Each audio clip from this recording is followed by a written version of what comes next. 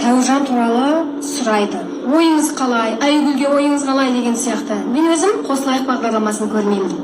Бірақ осы Қосылайық бағдарламасын әркімнен естіп, әртүрлі пікірлерді естігендіктен мен ойлаймын, сондағы әрбір адамның тағдыры мына Қазақстанда жер бетінде болып жатқан тағдырлар. Сондықтан біреудің тағдырын талқылай алмаймын. Тіпті балама да үйленбе деген сөзді мен айта алмаймын.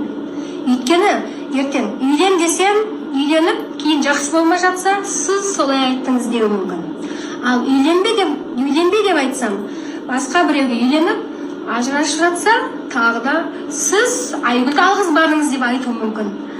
Өздеріңізді менің орныма қойып көріңіздер. Біреудің өмірін талқыламаңыздар. Укол саламыз. Если құйрығым көгеріп кетсе, телеграмға салам. Сөйтіп қатты жамандай. Мен қолым жеңіл ғой, қолым. Қол жеңіл де қалай ол? Кіру керек. Түсіме бүйтіп Жоқ, андай ғой, ауырмайды деген сияқты. Көреміз деп өзі айтады. Телеграмға салам. Парфюм менен берген. Соны көтіне сеуіп, содай бересің. Еще мақта да алмаған қалай болады екен? Мақта дейсіз бар, бәрі сол бір нәрсе ғой, мақта сияқты бәрі. Кішкене сенбей тұрмын саған. Шприц қандай қылмайын. Әдейі андай шприц алдық қой, жіңішке қылып, чтобы қазір адамның ауды жоқ қой, бұл дайын. Қанамайды, просто ананы ашам деп қанап кетті қолым. Давай жатшы, бош дейсің. Жоқ, оса енді салазына қалайса. Сен бүйтіп одаса енді. Ожыз қомаш, жатшысың. Жоқ, сен ұмытсың. Мен көтіне бүйтіп отырам ба?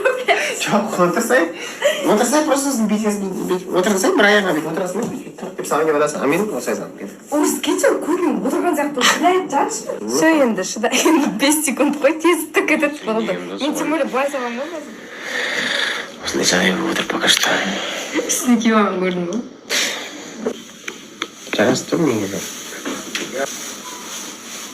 Ондай қылың енді. Болмайды.